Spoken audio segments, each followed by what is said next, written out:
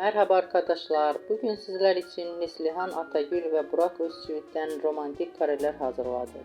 Burak Özçivit, Kara Sevda, Kuruluş Osman ve Çalı Kuşu dizisinde rol almış ve herkes tarafından beğenilmişler.